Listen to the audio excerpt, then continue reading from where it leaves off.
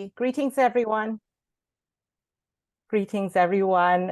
It's really great to have you all here. Welcome to the Biosafety and Biosecurity Action Package monthly meeting for the Global Health Security Agenda. It's our pleasure to see all of you here with us month after month, and we really appreciate it. And we also appreciate getting the working groups up and running. The agenda today will be a presentation which will be given to us by Natalie Spears with the Global Partnership Against the Spread of Weapons and Materials of Mass Destruction. And she is with the Canadian government. We will also share some of the APP3 activities and ask that the working groups give a short update. Then we will have an open session on programmatic updates, any upcoming meetings, and I then now will turn over to Aaron or Philip to please introduce Natalie. Thank you. Jennifer, thanks for the introduction. Just a very brief introduction additionally for Natalie. Natalie represents Global Affairs Canada, one of the largest and most active players in the biosafety and biosecurity programmatic space. They are it's a quite large program with a whole lot of activity, but I'd say even with their size, they punch above their weight. They are one of the driving forces behind the Global Partnership Against the Spread of Weapons and Materials of Mass Destruction, a working group under the G7, through which they coordinate an array of impactful work that links, donor countries like Canada and the United States, but also countries that are doing smaller scale but also very impactful work with countries that are looking for support in improving their biosafety and biosecurity, among other things. With that said, let me hand it over to Natalie. Natalie, please. Thanks, Aaron. Appreciate the introduction. I'm just going to make sure everyone can hear me okay. Unless I hear otherwise, I'll just keep talking. We hear you, Natalie. Okay, excellent. Thank you. As Aaron mentioned, my name is Natalie Spears. I work for Canada's Weapons Threat Reduction Program, specifically on biosecurity programming. I've been with the program for quite some time, and look forward to kind of giving an overview of basically the intersections between the Global Partnership and the Global Health Security Agenda Action Package 3. I won't put anyone on the spot to ask, if there are people who haven't heard of the Global Partnership. Understandable. There are so many initiatives going on. So maybe what I'll do, I'll start as a introduction into what the Global Partnership Against the Spread of Weapons and Materials of Mass Destruction is. I know that's a mouthful, so we do shorten it to the Global Partnership for short. As Aaron mentioned, it's a programmatic effort. It was an initiative that was started in 2002 as a 10-year, $20 billion initiative to prevent terrorists or those that harbor them from acquiring or developing nuclear, chemical, radiological, and biological weapons and related materials, equipment, and technology. While the initial focus of the Global Partnership was on Russia and former Soviet Union, the program itself became global in 2008, and then its mandate was extended in 2011 to an indefinite mandate, programming indefinitely. That being said, to date, about $25 billion has been programmed worldwide through the Global Partnership to prevent CBRN proliferation and terrorism. To date, the Global Partnership includes 31 members, as well as participants participation and implementation from international organizations such as the World Health Organization, Interpol, UNODA, the BTWC Implementation Support Unit. And I'm sorry for the acronyms. I know that there have been presentations previously through this group, so my assumption is that the acronyms are well known. But if anyone has any questions on those, please just raise your hand and let me know. I'm happy to elaborate on those. Under the GP, similar to the GHSA, there are specific working groups specific to the CBRN realm. I will specifically talk about the biosecurity working group, given its relevance to the current meeting, and kind of see how it intersects with the GHSA and how we can better coordinate on some of the activities that are being done.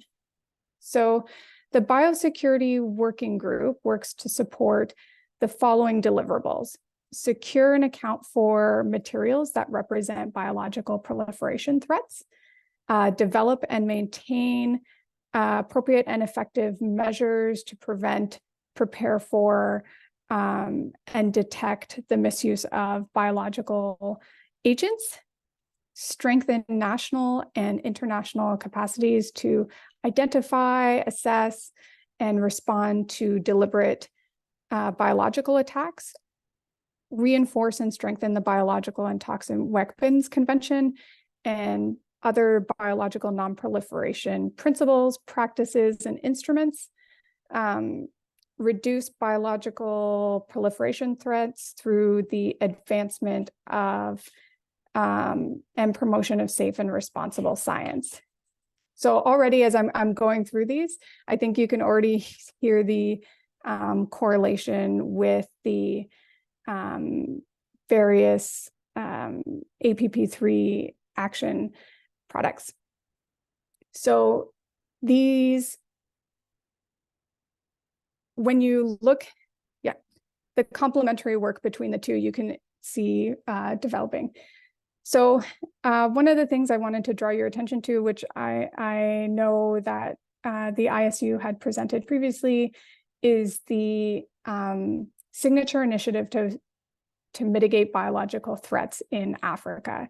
So this is a coordinated effort that's bringing all global partnership members together in a collaborative effort with Africa Centers for Disease Control and Prevention and other African partners to reduce bio threats. It supports the Africa CDC 5-year biosecurity strategy, and various initiatives are being funded under that through global partnership members. Along with the ISU, who I want to say it was at the last meeting that they presented their project, the WHO has also launched a new health security partnership to strengthen health security capabilities in the region in the areas of biosecurity, integrated disease surveillance, and various other activities. I know that, thanks, Jennifer, I did see Jara's on the call, and I also see colleagues from the International Federation of Biosafety Associations, who has also launched an undergraduate degree in biosafety and biosecurity in Kenya. And I mentioned this initiative and its various projects as a really good example of strengthened collaborative effort and how working together can really enhance the work that's being done in a targeted fashion. I'll also mention another key project from Canada and other global partnership members are the Sustainable Labs Initiative. As we know, there are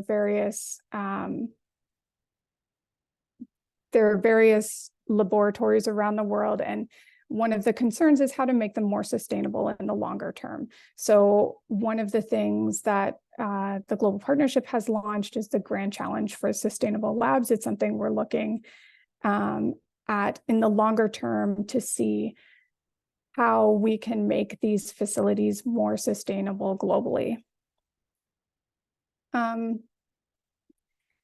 Now that I've gone through that pretty short overview of the GP, I wanted to kind of bring it in line with the GHSA. So as Jay mentioned, I represent Canada. One of the things we do with the global partnership is we act as an administrative support for the global partnership, doing the website and social media and coordinating various administrative work that I think helps the global partnership have that consistency through the various presidencies and chairmanships of the groups. And I think something like that is really important for groups like the GP and the GHSA to have that consistent support role. So when I looked at doing a presentation today, one of the things, and I think where my benefit comes in is I know about the GHSA, but really tried to do a deep dive into the background and how the GP and the GHSA work together. Given the mutually reinforcing nature of the GP and the GHSA, the GP has engaged since its formative period with the GHSA and actually played a role in shaping the action packages, particularly given how closely aligned it is with GP objectives and mandate. So we were also active in shaping the groups and the roles to help it achieve the targets that were set out under the various action packages. Also in the introduction, one of the things Jay mentioned is the GP really is a programming arm. It really helps make concrete impacts, and so does the action packages. And it's something that we can work together in terms of policy and programming efforts, and having those really niche roles that we all have expertise in. So bringing it back to support work, we're really pleased that NTI has been doing such a good role in facilitating a lot of the support, and continues on with that. My program, so the Weapons Threat Reduction Program a couple years ago, had put forward a proposal to fund an implementation support unit. I should have put that in air quotes. It was something, the name doesn't matter. It was something that we had put forward for action package 3 for the group in an effort to really bring the group to an action-oriented and consistent grouping, so that with the rotation of the chair, it would have that background and that my English is failing me today. There's a word I'm looking for, so I'll skip it for now until it comes to mind. But when the proposal was shared, there was no feedback. So with that, we did not do any further engagement. It was something that we realized, perhaps APP3 didn't want to engage as fully with the GP, and that's completely fine. As the GP is not trying to direct the group in any way, we're just looking for complementary ways to work together, and feel that APP3 has the great potential and the great expertise that it brings together is slightly underutilized. And I have been sitting in on the past meetings, and I have seen the working groups, and I can see the movement towards a more action-oriented future of the AP3. So as we look to move forward, we would like to engage with you on the GP side and how we can facilitate a more multi-sectoral engagement with the GP and with the security sector. I think with that, I'll leave it. I purposefully left it quite short just to kind of really go through some of the background and see where we could move forward on this. If there is any questions, I'm happy to answer them. I know many of you know my manager, Trevor Smith, who had wanted to be here today. Unfortunately, he's in another meeting, which I think in this virtual world of meetings can sometimes be a little overwhelming with the amount of calls that are on. But I'm happy to answer any questions. If there are questions that I can't answer, I'm also very happy to bring them back and provide a response at a later time. Thank you.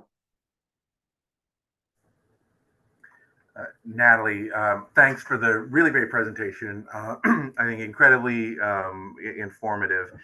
Let me maybe kick it off by maybe asking a question to break the ice, and then we'll see if there are others following up.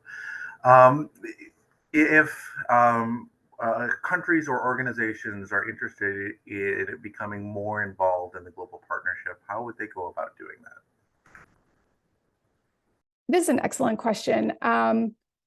In preparation for this meeting, I did go through a lot of background on members of the members or groups of the countries who are part of the GHSA, as well as members who are part of the GP, and there's a lot of correlation between the two.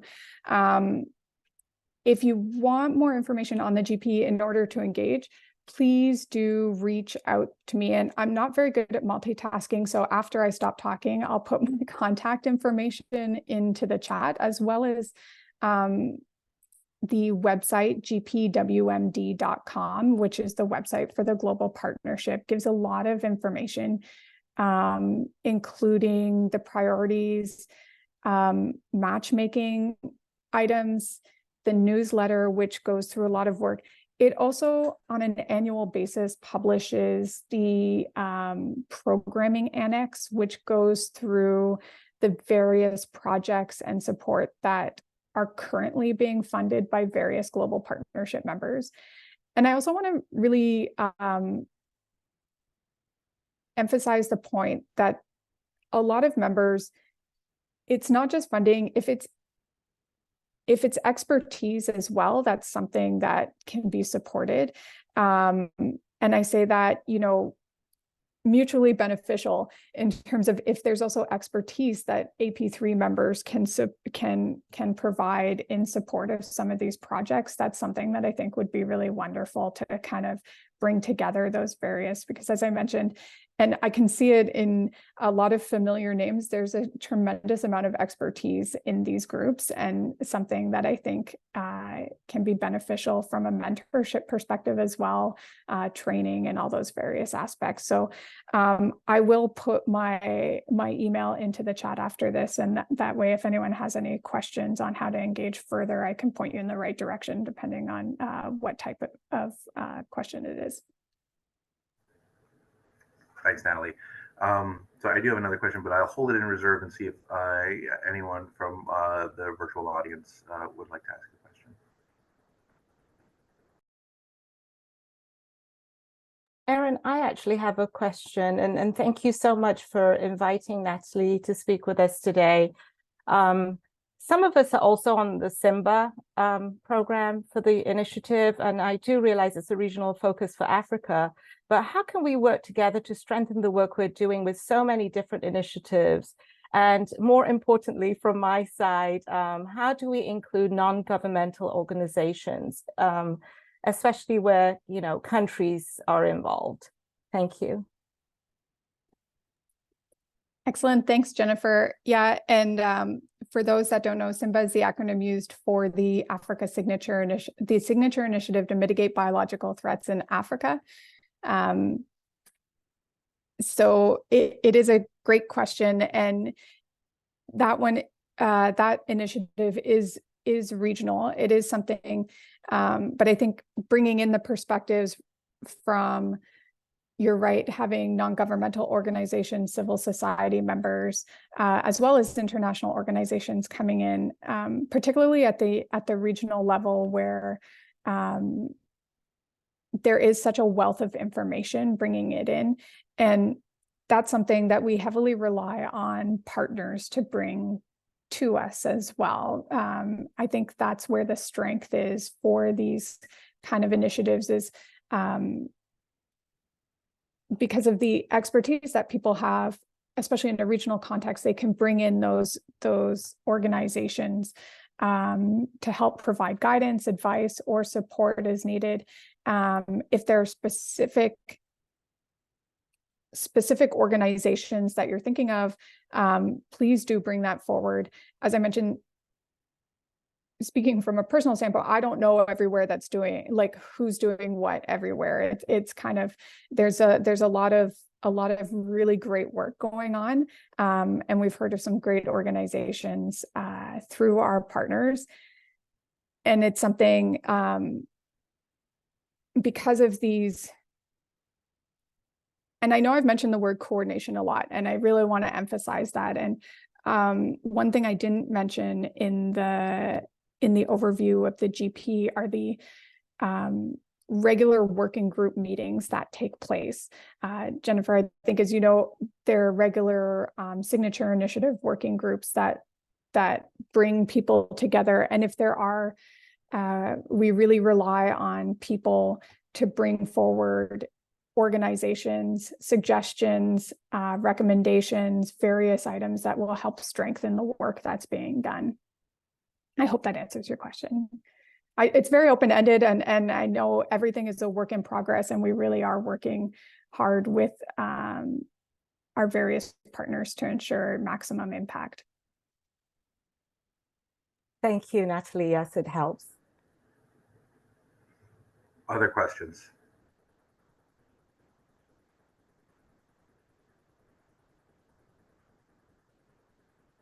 Okay, I'll take the opportunity to throw one more out there. Natalie, could you dig in a little more on matchmaking? What it is, why it's so important, and how maybe members of APP3 might be able to help use that process. Excellent question. Thanks, Jay.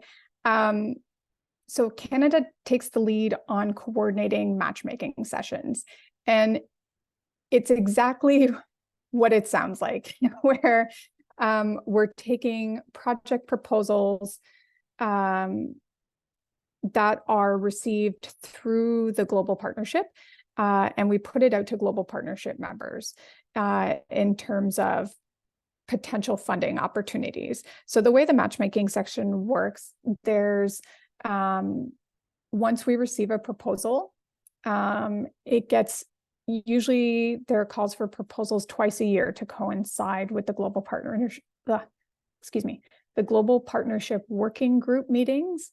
They usually take place early in the year and then again late in the year, but proposals can also be received off cycle if it's and we can review them on an ad hoc basis, but for the most part, it is twice a year. If partners are interested in either submitting a project proposal or submitting themselves for potential to provide expertise. Actually, please apologies. I'll take a step back, because I'll start first with, if you do want to submit a project proposal, please do reach out to me once I provide my information in the chat. I can work you through the process. What happens with the proposal when it gets sent out to GP members? GP members usually have the opportunity, if they would like to fund or provide assistance in any way, will reach out with questions or follow up. And I do want to note, it's not just one country or one partner who has the ability to fund. We have the ability to work together. Jay had mentioned some work that we do collaboratively. So, you know, maybe a partner can't provide the full response to the proposal, but if there's one component that they are able to address, that's something that they can look at doing as well. In terms of if there's expertise that you'd like to put forward for potential delivery, I guess, for lack of a better word, that's something that it would have to be coordinated through your GP representative in terms of, you know, that's something that they can keep in mind when they're reviewing proposals. But I can certainly help guide if people have any additional questions on that. And please do look at the matchmaking section of the website as well.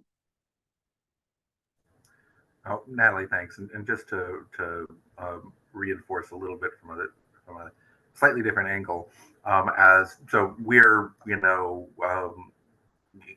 as you know, I'm the policy lead for a fairly large and impactful the biological threat reduction program, and you know, we do a ton of work in this space, but we really do use the matchmaking process. And not just because, you know, we want to kind of show our support for the GP, like we actually find it really useful because, you know, we have our ways of, you know, working through our embassies or, you know, our other partners to identify, you know, partners that, you know, would want to work with us. But this is sort of a different angle from kind of a different group of people, and it allows proposals that we just wouldn't get to kind of bubble up.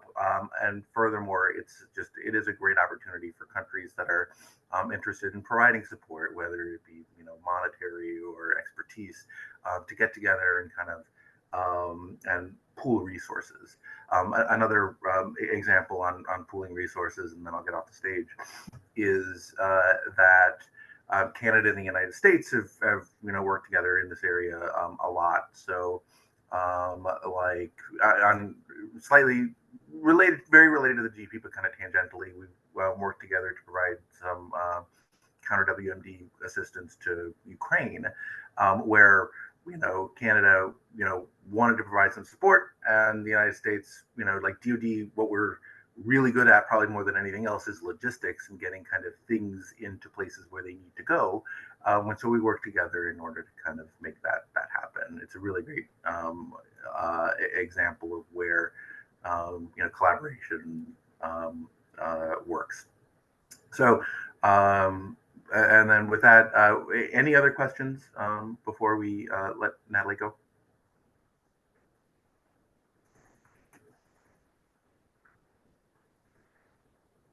Wow, Natalie, thank you so much. Great presentation, very, very informative. I'll say that as I think you probably saw, Jennifer and I were exchanging some comments in the chat, thinking that it's a really great idea to look for opportunities to kind of partner together and doing kind of, you know, like really exploring the, you know, air quotes implementation support unit here is something that we really should kind of take a close look at and determine whether it's this model or something like it could be the right fit for this action package.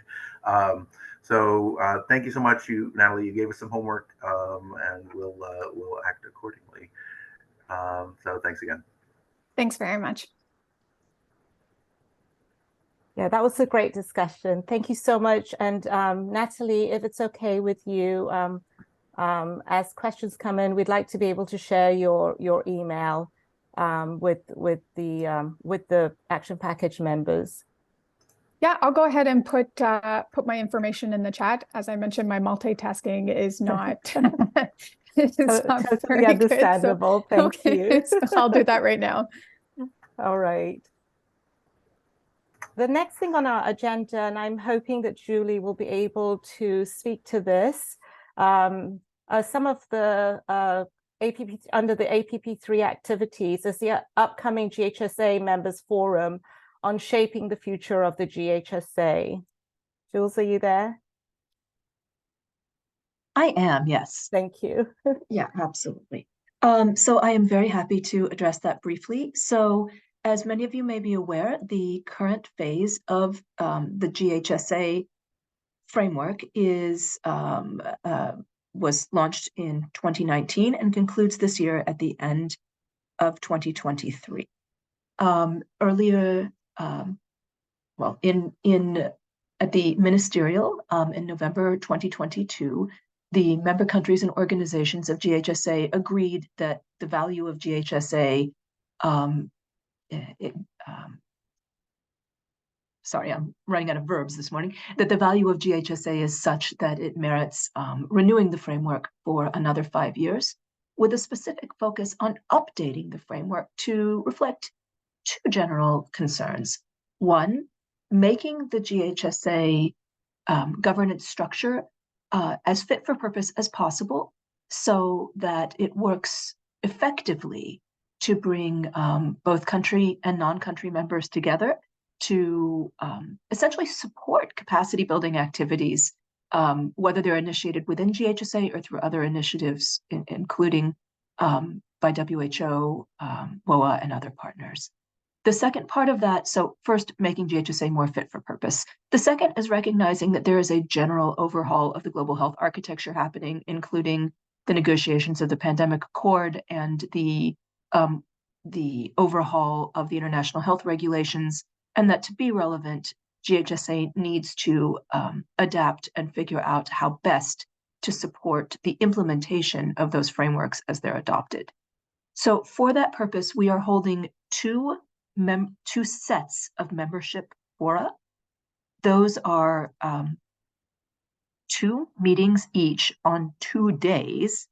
The dates are, I will drop the link actually for you into the chat to make it easier to find. But the dates are next week. Those events are happening on the 31st of October and on the 1st of November. They are happening at 2 different times on each date.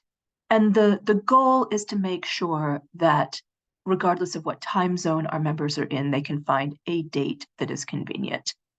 So I will drop the registration link right now into the chat. I know that Gabby was sharing some of the information also on those on each membership forum.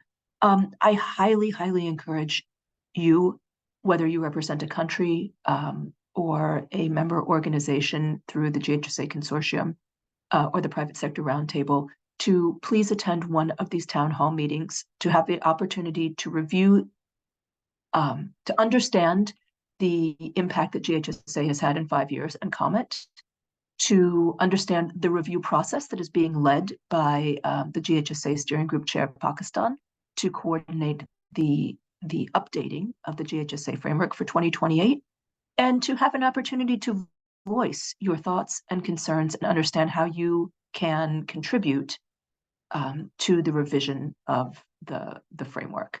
So I will pause if anyone has any questions.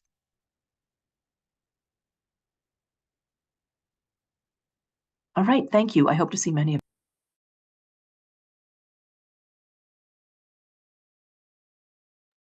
Thank you, Julie. I think you went on mute. I just want to reiterate that we really want to invite GHSA members. I know we have quite a quiet audience on APP3 and understand that people can't always speak up on behalf of their governments, especially when it's being recorded. But we really want you all to be able to attend at least one of the town halls that suits your time zone, and to share your thoughts specifically on the actions that GHSA can take to advance and make progress towards the targets for countries in the 5 technical areas. Also, strategies for GHSA to better support the priorities and commitments. And also, as Julie mentioned, the enhancement of the governance structure, which we really need to take a close look at, especially those of us that are on the action packages and the task forces. So please do try to join one of those town halls. It's your chance to help shape the future of GHSA. Oh, the next thing on our agenda is the APP3 leadership. I'm not sure if anyone has any comments on that.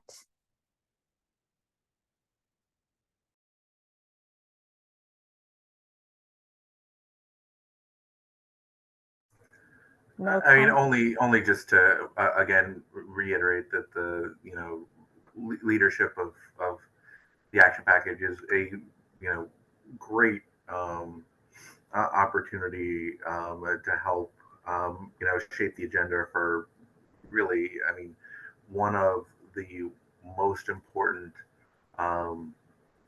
security and public health challenges that the international community is facing today, and just strongly encourage folks to think about it, and would offer myself up to answer any questions for folks who might be kind of considering it. Thank you, Erin. And we're supposed to be working on sort of an SOP for chairing. I think it helps also if there's more than one chair. So if there is, any way that perhaps a country can partner with a CSO, but also we will be needing a secretariat. And it's really sad because Jacob's not on the meeting today. Just it just feels really weird. But anyway, thanks, Gabby. I don't know if you'd like to say a few words about that, please. Yeah, sure. I can talk about it. I know that Jacob sent out an email to just whoever we have NTI has worked with in the past, but Jacob no longer works with NTI. He had to leave for personal reasons. So if you have any questions about the secretariat role, NTI will be staying in the role for the foreseeable future, but we are also open to looking to find people who want to either partner with us in this role or take it over completely. I've written up kind of just a brief overview of all the activities that we do over like the past 5 years. And with NTI leading that role, we've been able to work very closely with all of the various chairs over the past year. So for people who are interested in the secretariat role, it's a very good way to really embed yourself with leaders in global health security and help build those just working relationships and also just build personal relationships with these people as well. We've gone on to host meetings with people, do projects with people. So it's just a great way to really get out there and make those connections. So I'm happy to answer any questions about the secretariat role and everything. And I will pass it back over to you, Jennifer. Thank you, Gabby. And you've really been phenomenal as far as holding everything together. And also the consortium will still be involved in some way and offer that support to whoever steps up to take the lead.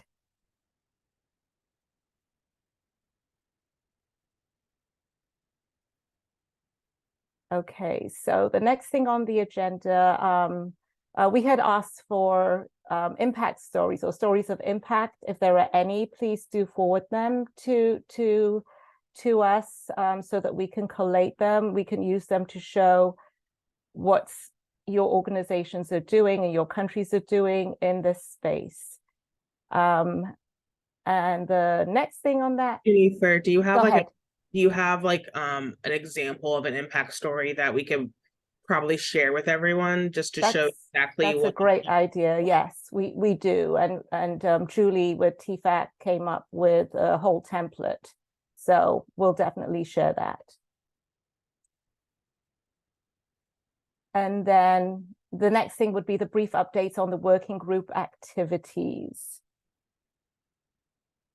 So if the leads for the working groups could please go ahead and share with us, that would be good.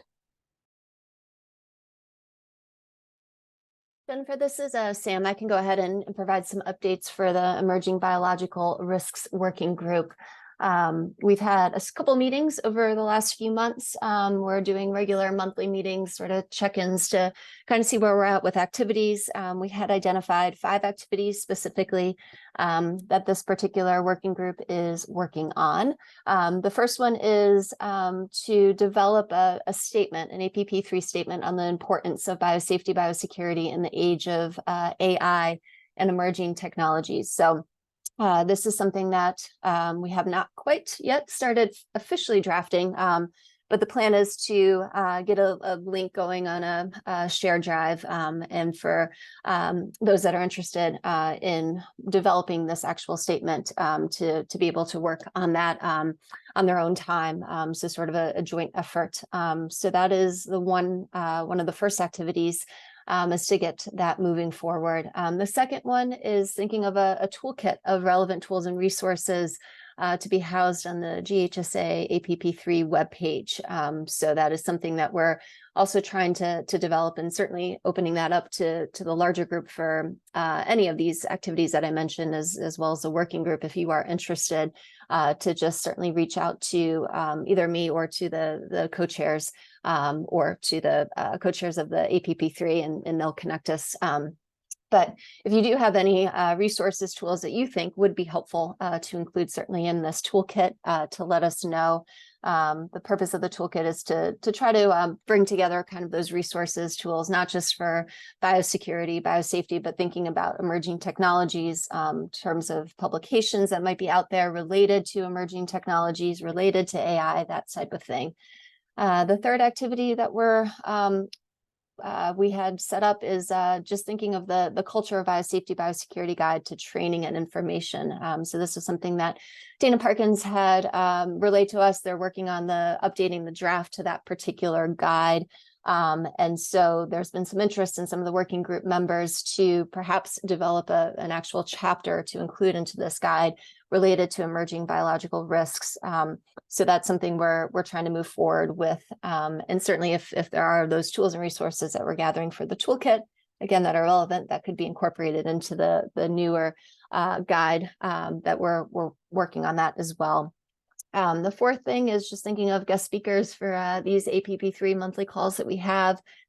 We do have a joint presentation lined up for next month, and then we're going to just try to see if we can find additional speakers to discuss anything, again, related on emerging technologies related to this particular working group. If there's interest for anyone to join in December, so identify a speaker for that monthly meeting.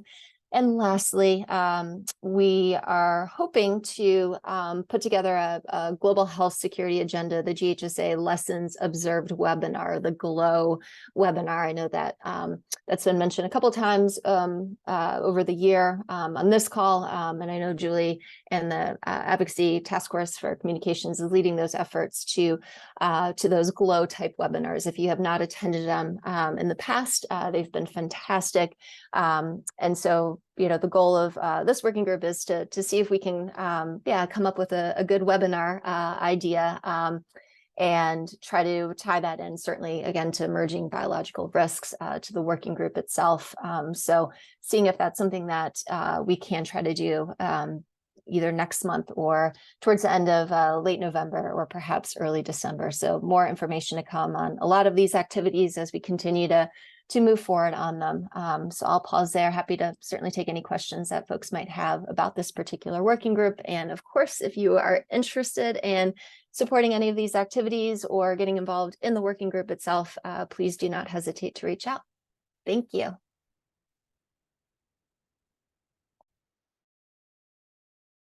Any questions or comments for Sam?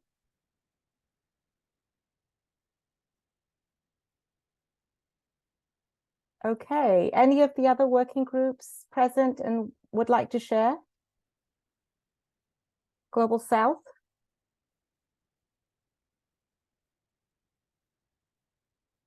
I don't see, I think Peter had a conflict this morning, and I don't see Anthony. Fox, would you like to share for the Global South, or Fatima, Aziz?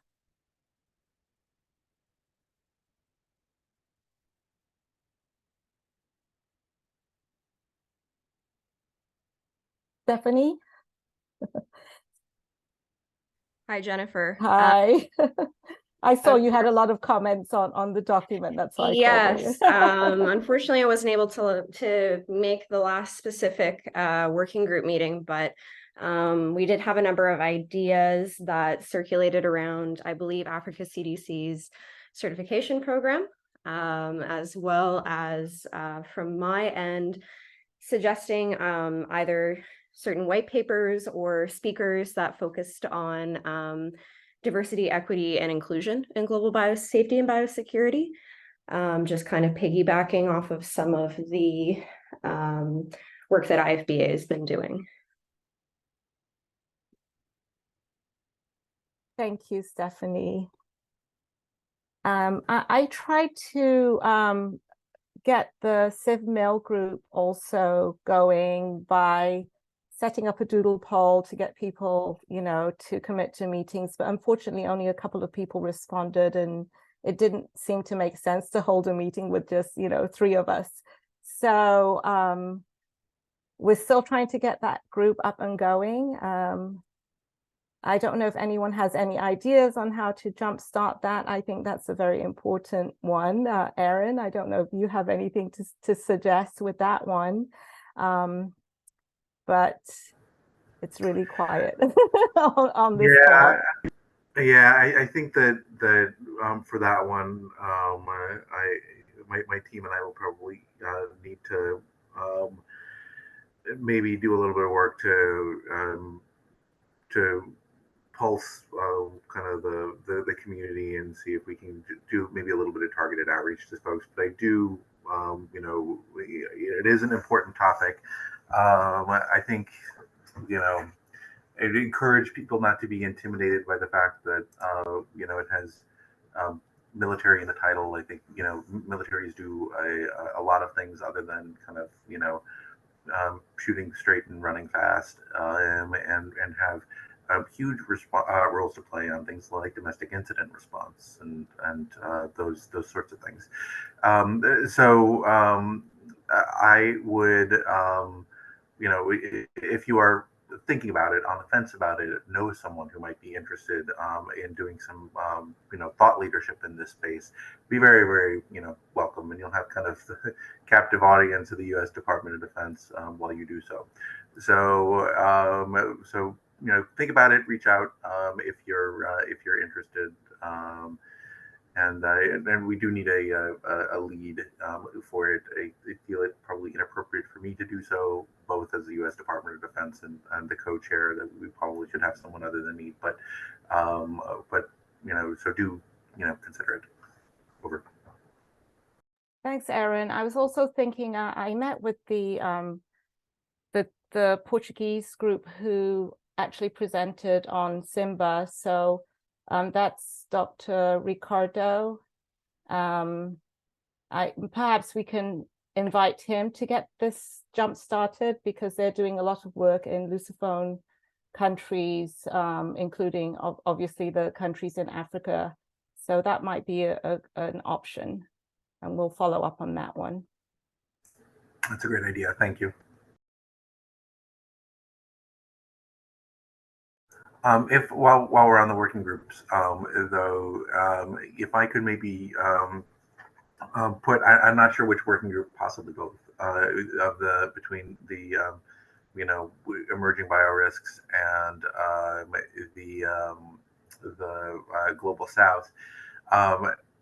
One of the things that Natalie mentioned that the Global Partnership is working on is a sustainable labs challenge, and as a country, or as a representing a government whose program is responsible for working on lab safety, lab security, in some cases helping countries to build them.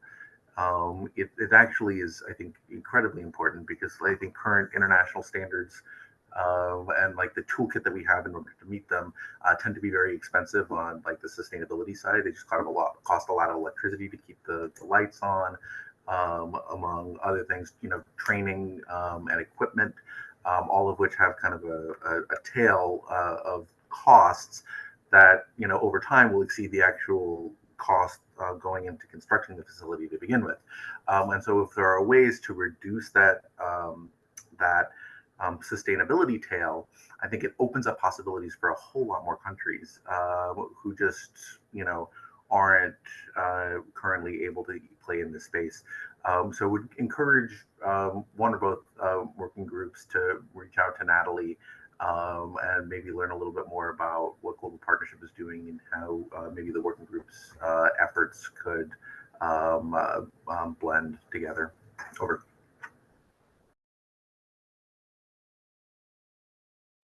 Somebody briefly had their hand up or was clapping, I think. Jules, did you catch it? I think it was just an applause. Okay. Yeah. Sorry. All right, that's all right. Okay. Any questions, comments?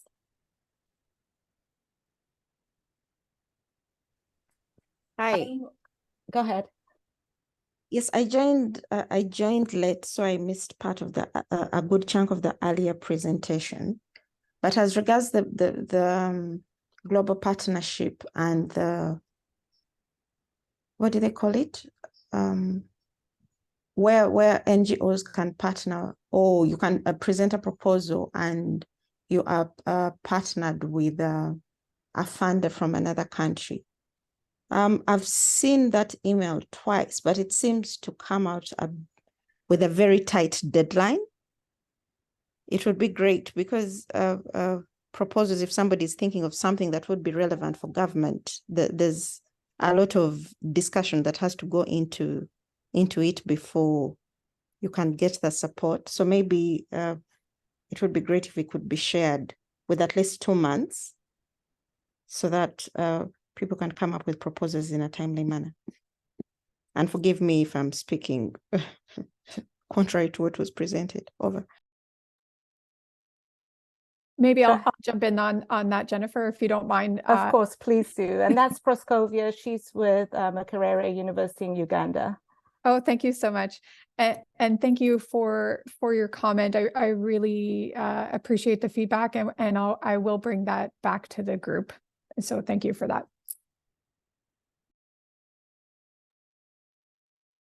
Rosa Maria, I think, was the one who had the applause, and she said, thank you very much for thinking about those who speak Portuguese. And also one more thing, Proskovia, I could also share with you our experience with an African consortium partnering with GPP Canada for the country of Sierra Leone. Thanks, Jennifer. That would be great. Okay.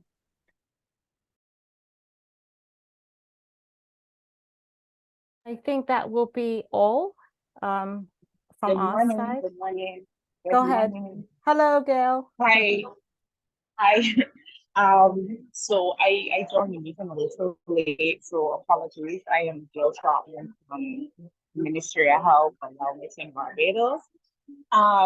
Just for an update, currently I am in the process of engaging our Minister of Health to see if we can push forward the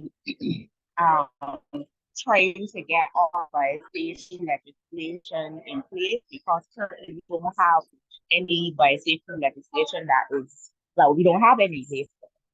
So I have already written a proposal, so I'm trying to see if I can get a meeting for us to sit down and discuss it. So that is the target. I don't know if anyone else was having trouble hearing you, but I honestly did not catch what you were saying. Oh dear. Can you hear me now? Maybe talk a little bit slower and louder.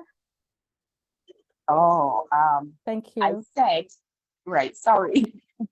I said that in Barbados, we don't have any legislation that currently governs biosafety for laboratory.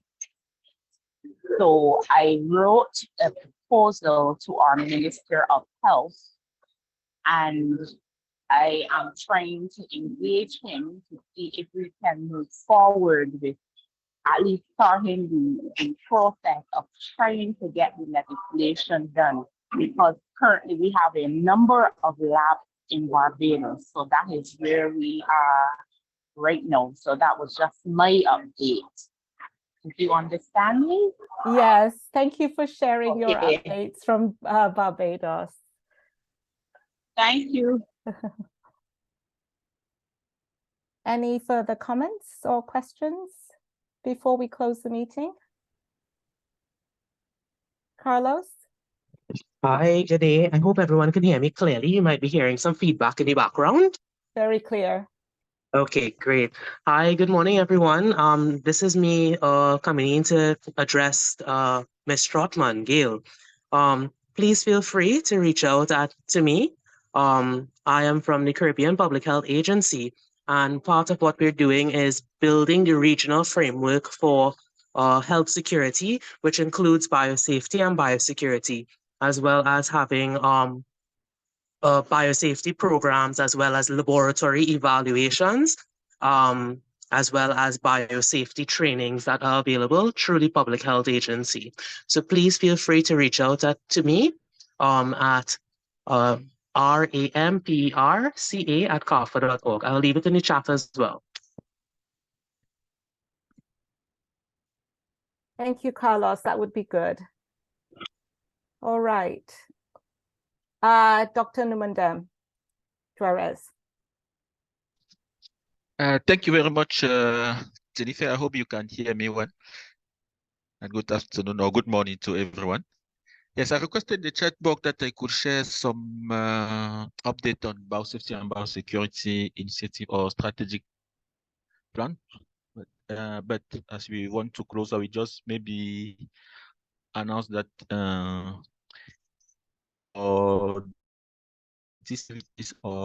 Africa CDC will be organizing actually during the